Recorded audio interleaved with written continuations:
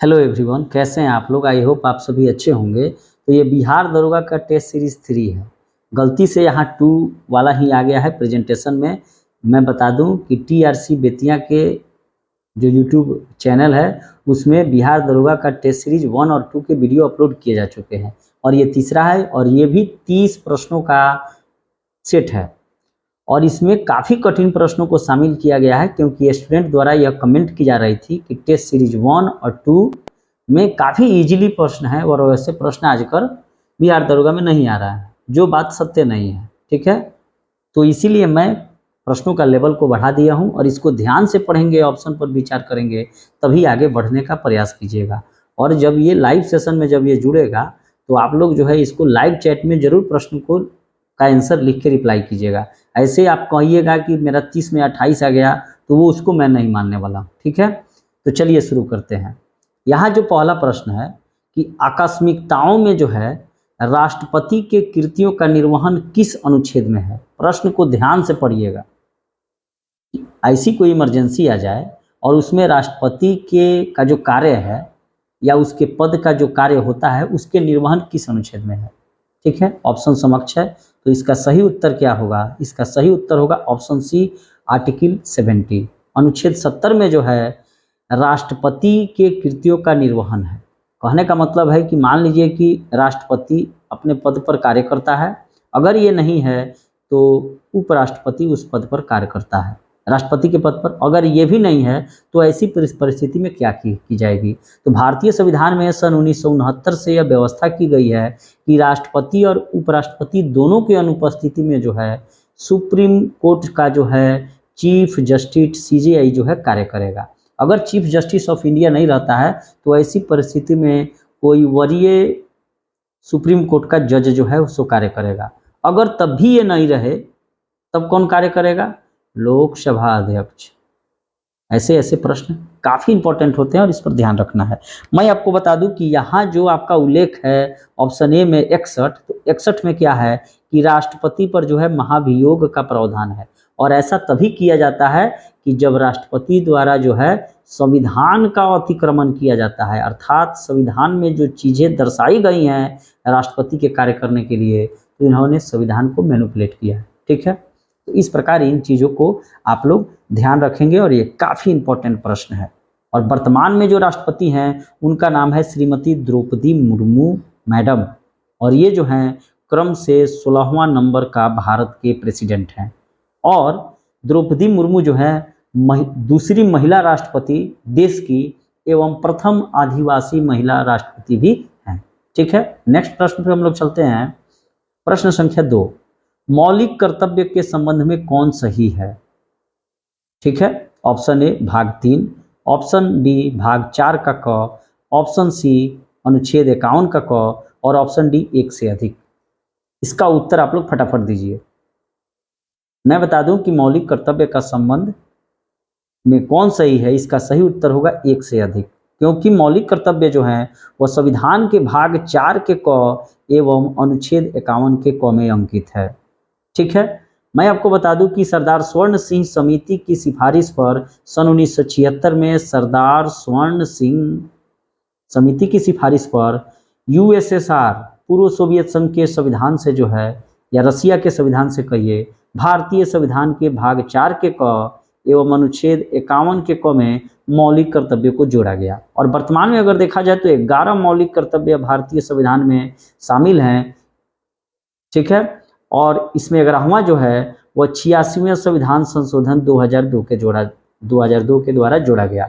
और इसमें ये चीज़ें बताई गई कि 6 से 14 वर्ष के जो आयु के जो बच्चे हैं उनको शिक्षा देने का अधिकार जो है वो उनके माता पिता को शामिल किया जाए या अभिभावक को। अगर आपके माता पिता नहीं है, कोई चाचा है या कोई आपका बड़ा भाई है तो वहीं आपको प्राथमिक एवं अनिवार्य मौलिक शिक्षा प्रदान करेगा, ये उसका कर्तव्य है। ठीक है, भाग 3 में तो आप लोग जानते हैं कि क्या है, मौलिक अधिकार है। क्या है, मौलिक अधिकार और मौलिक कर्तव्य में अंतर है। मौलिक अधिकार भाग 3 में है और इसको जो है यूएसए के संविधान से लिया गया है। इसी में संपत्ति के अधिकार को हटाकर जो है कानूनी अधिकार बना दिया गया। तो वर्तमान में जो है 6 प्रकार के मौलिक अधिकार शामिल हैं और इसी के 19 के ए में जो है एक में बोलने या प्रेस की स्वतंत्रता दर्ज है। ठीक है, नेक्स्ट प्रश्न पे हम लोग चलते हैं कि दो या दो से अधिक राज्यों का एक ही राज्यपाल हो तो उसका वेतन किस अनुपात में दिया जाएगा और इसका निर्धारण जो है कौन करेगा। ये ऐसे प्रश्नों को काफी ध्यान से पढ़ना चाहिए और ध्यान से ही उत्तर देना चाहिए। प्रधानमंत्री या राज्य विधानमंडल या संसद या राष्ट्रपति। फटाफट आंसर दीजिए कि दो या दो से अधिक राज्यों का एक ही राज्यपाल हो तो उसका वेतन किस अनुपात में दिया जाएगा और इसका निर्धारण यानी कि निर्णय कौन करेगा। तो इसका सही उत्तर होगा ऑप्शन डी, भारत के राष्ट्रपति। जैसे मान लीजिए कि बिहार हमारा राज्य है और इसके वर्तमान में राज्यपाल जो हैं श्रीमान अर्लेकर साहब हैं। तो अर्लेकर साहब को अगर बगल के पश्चिम बंगाल का भी राज्यपाल बना दिया जाता है तब तो ये दो राज्यों के राज्यपाल हो गए। तो इनका वेतन जो है क्या बढ़ाकर देना है या कितना ज़्यादा बढ़ाकर देना है, इसका निर्धारण जो है भारत के प्रेसिडेंट ही तय करेंगे, क्योंकि प्रेसिडेंट के प्रसाद पर्यंत ही राज्यपाल जो हैं अपने पद को धारण करते हैं। ठीक है, और साथ ही आपातकाल के समय राज्यपाल जो हैं केंद्र के अभिकर्ता के रूप में भी काम करते हैं, यानी कि सारा हाई कमान उन्हीं के हाथ में होता है, लेकिन उसका कंट्रोल पावर भारत के प्रेसिडेंट के पास होता है। ठीक है, नेक्स्ट प्रश्न में चलते हैं। प्रश्न संख्या 4, भारत रत्न को वरीयता क्रम में कौन सा स्थान दिया गया है। संवैधानिक जो तंत्र हमारे देश में डेवलप है उसमें जो है सबसे ऊपर तो प्रेसिडेंट होते हैं, एक नंबर में भारत के राष्ट्रपति, तो उसी में भारत रत्न एक प्रकार का सम्मान है जिसे भारत सरकार द्वारा दिया जाता है, उसको वरीयता क्रम में कौन सा स्थान दिया गया है, तो 7 के क में दिया गया है। यहाँ मैं बता देना उचित समझता हूँ कि भारत रत्न को 7 के क में दिया गया है वरीयता क्रम में स्थान। सबसे ऊपर भारत के जो हैं वे राष्ट्रपति होंगे और 2 नंबर पर उपराष्ट्रपति होंगे, 3 नंबर पर प्रधानमंत्री होंगे और 4 नंबर पर जो है वह राज्यों के राज्यपाल होंगे अपने अपने राज्यों में। 7 में जो है भारत के कैबिनेट मंत्री होंगे और साथ ही जितने भी चीफ मिनिस्टर हैं राज्यों के उनको 7 में स्थान दिया गया है। ठीक है, तो इस प्रकार ये वरीयता क्रम काफ़ी बार जो है सो पूछा जाता है और इसको ध्यान रखना भी जरूरी होता है। ठीक है, और 9 के क में जो है वह क्या है, चीफ इलेक्शन कमीशन के बारे में चर्चा है, यानी कि भारत के मुख्य निर्वाचन आयुक्त। आप लोग को कमेंट कीजिए जल्दी से कि वर्तमान में भारत के मुख्य निर्वाचन आयुक्त कौन है। ठीक है, नेक्स्ट पे चलते हैं कि तेलुगु देशम पार्टी टीडीपी का वही चुनाव चिन्ह है जो कि निम्न में से किस पार्टी का है। कहने का मतलब है कि तेलुगु देशम पार्टी का अगर चुनाव चिन्ह जो होगा वही चुनाव चिन्ह जो है किस पार्टी का है। प्रश्न काफ़ी अच्छा है, हार्ड है या हल्का है, कमेंट में ज़रूर कीजिए। लेकिन अगर जल्दी से अगर आप लोग जब ये प्रीमायर में जाएगा और आप लोग कमेंट नहीं कीजिएगा तो मैं मानूंगा कि आपके 30 में 28 नहीं आ रहा है। तो तेलुगु देशम पार्टी का जो चुनाव चिन्ह है वही चुनाव चिन्ह किस पार्टी का है। मैं बता दूं कि टीडीपी का चुनाव चिन्ह जो है वह है साइकिल छाप, साइकिल यानी कि बाइसिकल। तो यहाँ से इस प्रश्न का जवाब आ जाएगा कि समाजवादी पार्टी का जो चुनाव चिन्ह है वो भी साइकिल ही है। इसका उत्तर बी ऑप्शन समाजवादी पार्टी होगा। अगर अन्य ऑप्शनों पर भी मैंने विचार करें तो शिवसेना का चुनाव चिन्ह क्या है और मुस्लिम लीग का चुनाव चिन्ह क्या है, नेशनल कॉन्फ्रेंस का चुनाव चिन्ह क्या है। इस पर विचार करने से पहले आपको मैं बता दूं कि समाजवादी पार्टी जो उत्तर प्रदेश में मुलायम सिंह की वाली पार्टी थी उसका भी चुनाव चिन्ह साइकिल है। साथ ही तेलुगु देशम पार्टी का चुनाव चिन्ह भी साइकिल। साथ ही एक और पार्टी भारत में कार्य करती है, पैंथर्स पार्टी, इसका भी चुनाव चिन्ह जो है साइकिल है। मुस्लिम लीग का चुनाव चिन्ह सीढ़ी है और नेशनल कॉन्फ्रेंस का चुनाव चिन्ह हल है। हल फाल जो नाम सुने हैं ना, जो कि आपको खेत जोता जाता है ऐसे, और इसमें एक डंटा लगा होता है और ऐसे बैल जो हैं सो दो आगे होते हैं। ठीक है, और साथ ही शिवसेना का जो चुनाव चिन्ह है तीर कमान है। क्या है, शिवसेना का चुनाव चिन्ह तीर कमान है। और साथ में आपको झारखंड मुक्ति मोर्चा, जिनका अभी सरकार है झारखंड में, शिबू सोरेन साहब की पार्टी की सरकार है, वे तो अब नहीं रहे,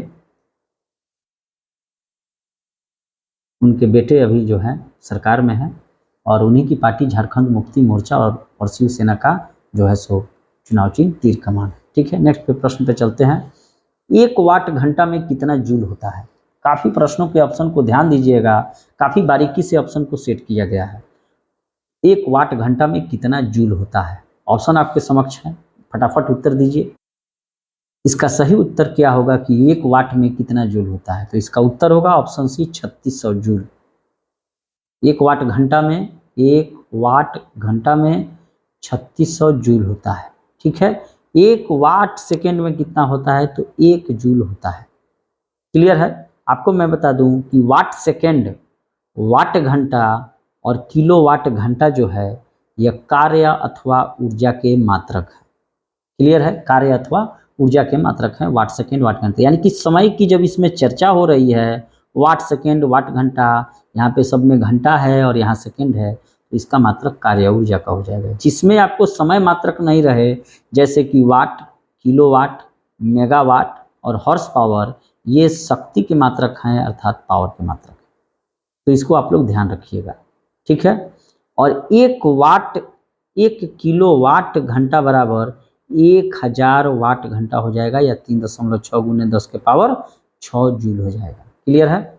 नेक्स्ट पे चलते हैं कि पृथ्वी की घूर्णन गति बढ़ने पर जी का मान पर क्या प्रभाव पड़ेगा? काफ़ी इंपॉर्टेंट ये प्रश्न है और इसको ध्यान से बनाना होगा कि पृथ्वी की घूर्णन गति बढ़ने पर जी का मान पर क्या प्रभाव होगा? कम हो जाएगा।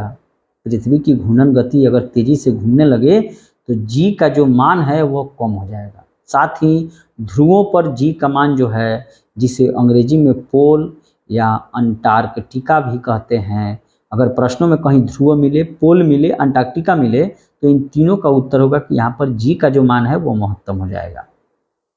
ठीक है, विषुवत रेखा पर जी का मान 0 हो जाएगा, ऊपर या नीचे जाने पर बढ़ जाएगा। क्लियर है? नेक्स्ट पे आते हैं। नाभिकों को फ्यूजन करने के लिए अर्थात संलयन की क्रिया करने के लिए कितने केल्विन के मान के उच्च ताप की आवश्यकता होती है? देखिए, एक होता है फ्यूजन और एक होता है फिजन। तो फिजन का मतलब होता है विखंडन, ठीक है, जो कि न्यूक्लियर बम में होता है, और फ्यूजन को कहा जाता है संलयन, जो कि सूर्य में होता है। सूर्य एवं तारों की ऊर्जा का स्रोत ही नाभिकीय संलयन है। तो ये नाभिकों को जो है संलयन कराने के लिए कितने केल्विन के उच्च ताप की आवश्यकता होती है? तो इसका सही उत्तर होगा 10⁸ केल्विन, अर्थात ऑप्शन सी सही है। ठीक है, नेक्स्ट पे चलते हैं कि ट्रांजिस्टर के आविष्कारक कौन थे? फटाफट आप लोग उत्तर दीजिए कि ट्रांजिस्टर के आविष्कारक कौन? ट्रांजिस्टर का आविष्कारक कौन थे? इसका सही उत्तर होगा जे बर्डीन। जे बर्डीन के द्वारा ट्रांजिस्टर की खोज की गई थी। उसमें विलियम साकले वकले बहुत सारे लोग शामिल थे, लेकिन ऑप्शन में सही उत्तर इसका जे बर्डीन होगा। टी.एच. मैमन जो हैं, इन्होंने लेसर की खोज की थी। किसकी? लेसर की खोज की थी, लेजर लाइट। ग्राहम बेल ने क्या खोज किया था? टेलीफोन की। ठीक है, और लुइस ब्रेल ने ब्रेल लिपि की खोज की थी। फ्रांस के रहने वाले थे, जो अंधों की पढ़ाई के लिए आवश्यक होता था। नेक्स्ट पे चलते हैं कि सबमिलेशन की प्रक्रिया के द्वारा निम्न में से किसको शुद्ध किया जाता है? इसका सही उत्तर क्या होगा? ऑप्शन आपके समक्ष है। तो इसका सही उत्तर होगा कि सबमिलेशन को ही हम लोग कहते हैं ऊर्ध्वपातन। क्या कहते हैं? ऊर्ध्वपातन। और इस प्रक्रिया द्वारा जो है 1 से अधिक हो जाएगा इसका सही उत्तर, क्योंकि इसमें पेट्रोल को सॉरी गलत हो जाएगा। पेट्रोल तो नहीं होगा, लेकिन नेफ्थलीन और अमोनियम क्लोराइड होगा, इसलिए इस प्रश्न का उत्तर 1 से अधिक होगा।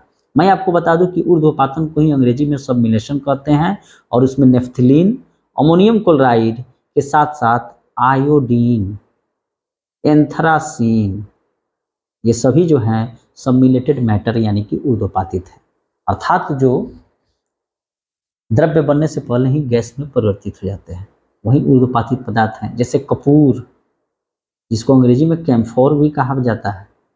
क्लियर है? नेक्स्ट पे चलते हैं कि पदार्थ की चौथी अवस्था प्लाज्मा है, तो 5वीं अवस्था का क्या नाम है?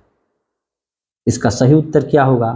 BEC यानी कि बॉश आइंस्टाइन कंडेंसेंट। पदार्थ की 5वीं अवस्था बोस आइंस्टाइन कंडेंसेंट है, और पदार्थ की जो चौथी अवस्था प्लाज्मा है, ये पाई जाती है तारों में यानी कि पल्सर। नेक्स्ट पे चलते हैं कि त्रिकोणीय पिरामिड की आकृति कैसी होती है? SP संस्करण या SP स्क्वायर या SP3? जल्दी से जवाब दीजिए लो फटाफट, सेट अब का हार्ड नहीं ना है। इसका सही उत्तर होगा SP क्यू संस्करण की आकृति जो है त्रिकोणीय पिरामिडी की आकृति होती है। SP का जो है वो रेखीय यानी कि लीनियर होता है। ठीक है, नेक्स्ट पे चलते हैं।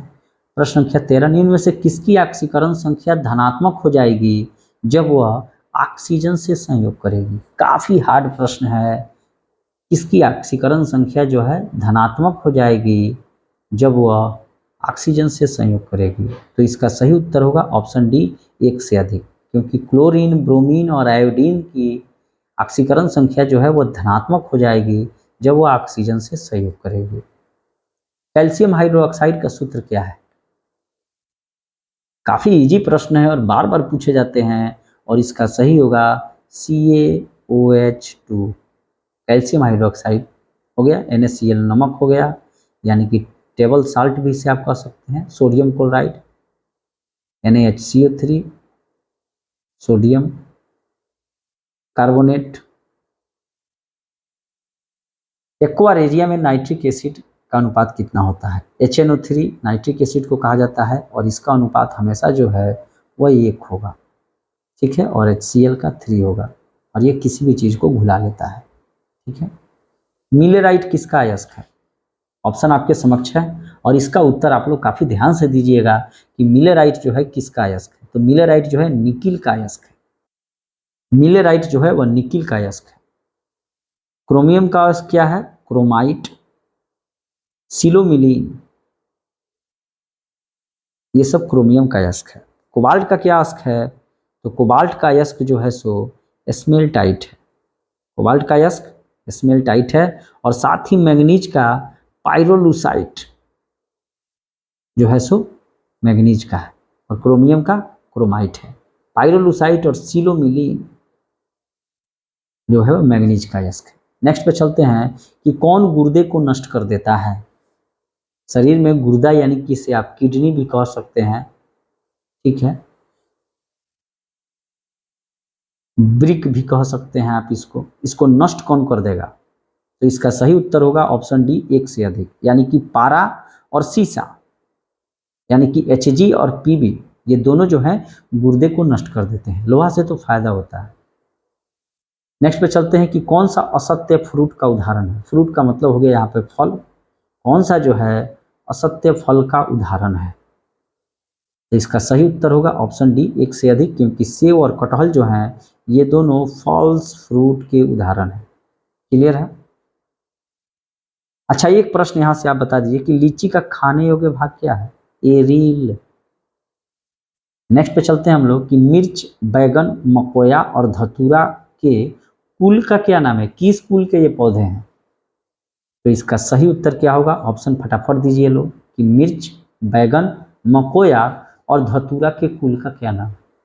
अगर मैं आपको हिंट्स दे दूं तो बता दीजिए लोग कि आलू के जिस कुल का नाम है वहीं उस इनके कुल का नाम है।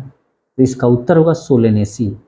सोलेनेसी जो है वो आलू के कुल का नाम है, और आलू के कुल के सोलेनेसी के अंतर्गत ही मिर्च, बैगन, मकोया और धतूरा भी आते हैं। सोलेनेसी के कारण ही आलू पर हरे रंग के परत जम जाता है। जो हम लोग आलू में जब बनाते हैं तो वो टाइट हो जाता है। देखिए ना, आलू पे हरा हरा कहीं किसी किसी आलू में रहता है। ठीक है, अगर कुकुरबिटेसी की बात की जाए तो इसके अंदर क्या आ जाएगा? आजकल खाते हैं आप लोग तरबूज, खरबूज, खीरा, ककड़ी, ये सब क्या है? कुकुरबिटेसी हैं। अगर रोजेसी की बात की जाए,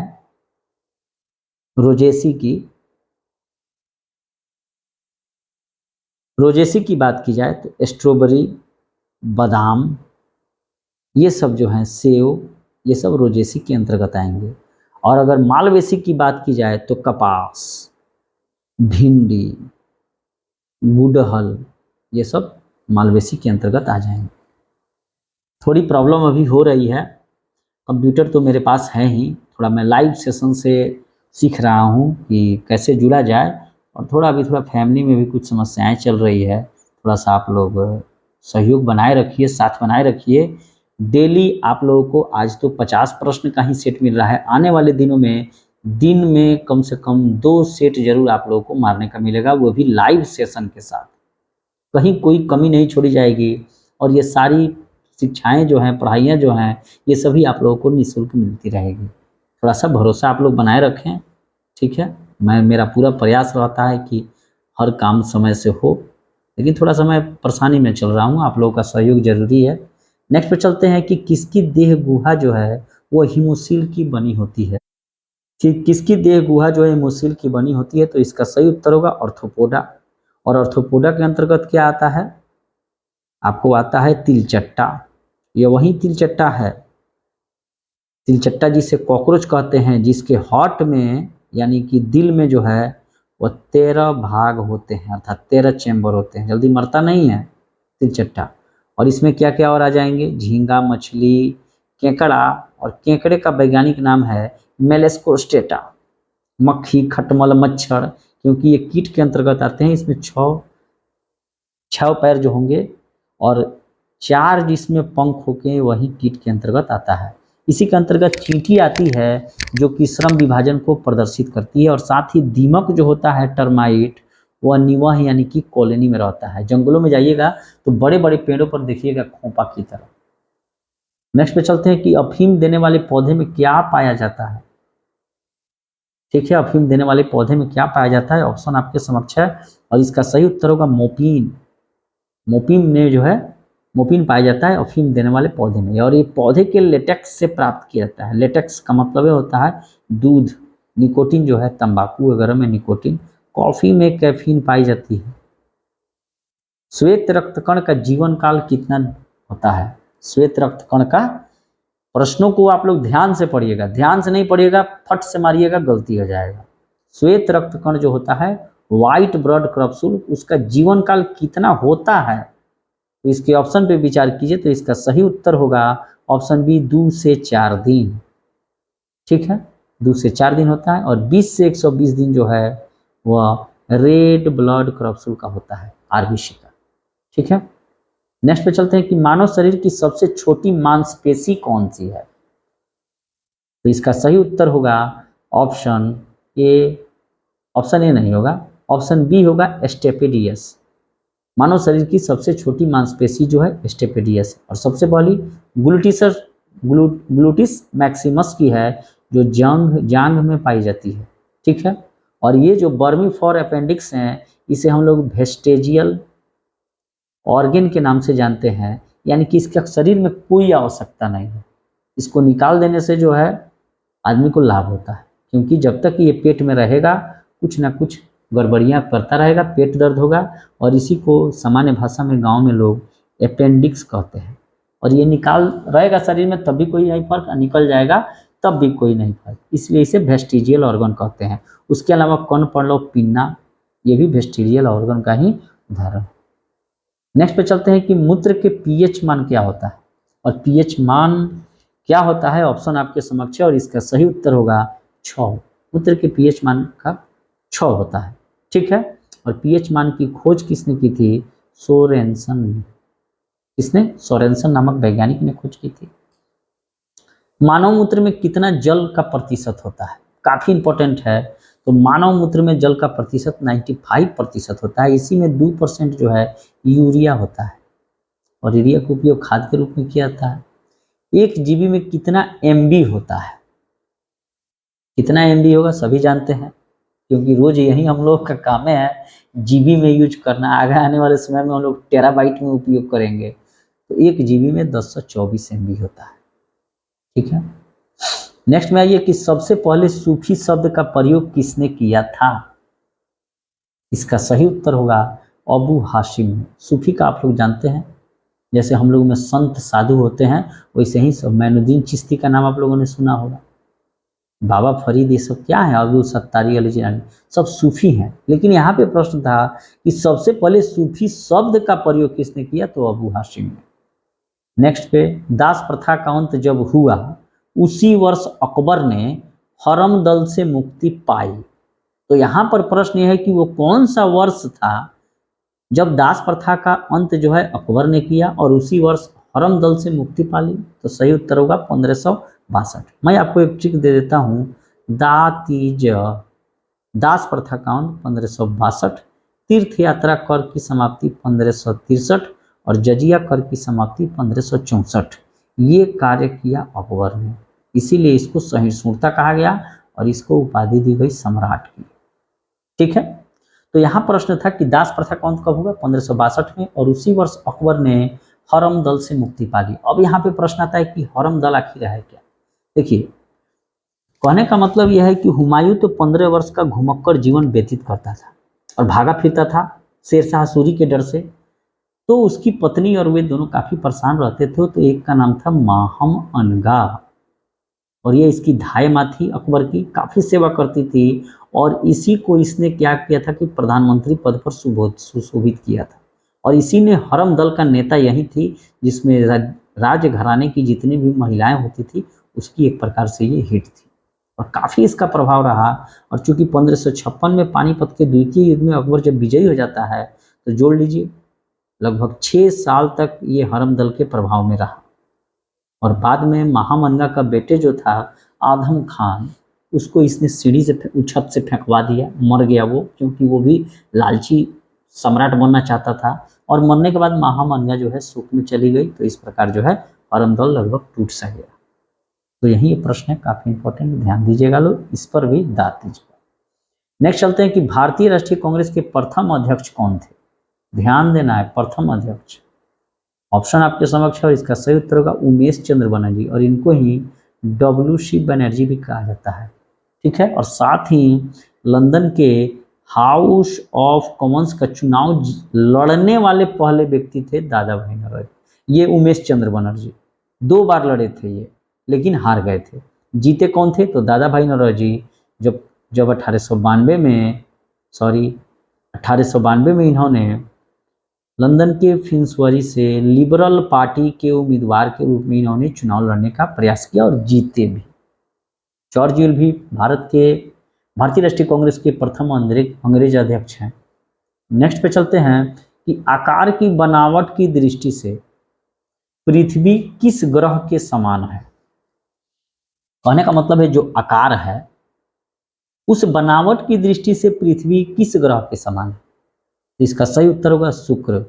शुक्र ग्रह और पृथ्वी ग्रह दोनों आकार के बनावट की दृष्टि से समान है।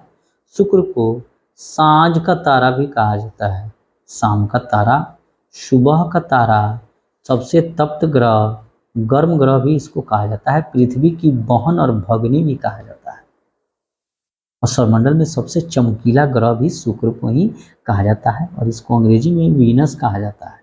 ठीक है, मंगल को मार्स ग्रह भी कहते हैं, लाल ग्रह भी कहते हैं। बृहस्पति सबसे बड़ा ग्रह है और बुध सूर्य के सबसे ज़्यादा नज़दीक है। और पृथ्वी जो है, पृथ्वी के सबसे नज़दीक भी शुक्र है, उसके बाद ही मंगल है। तो इस प्रकार जो है हम लोगों ने ये 3 है बिहार दरोगा टेस्ट सीरीज 3 को हमने कंप्लीट किया। आप लोगों की मांग थी कि काफ़ी कठिन प्रश्नों को सेट करने के लिए, तो मैंने सेट किया है। आप ज़रूर कमेंट सेक्शन में जवाब दें कि मेरा 30 में कितना आया और ये सीरीज आप लोगों को कैसी लगी। और मैं पूरा प्रयास करूँगा कि आप लोगों को प्रतिदिन कम से कम एक सेट जो है 30 प्रश्नों का जरूर मारने का मौका मिले। और ठीक इसका PDF जो है आप लोगों को TRC बेतिया के टेलीग्राम ग्रुप में शेयर कर दिया जाएगा। मिलते हैं एक नई वीडियो में, तब तक के लिए थैंक यू।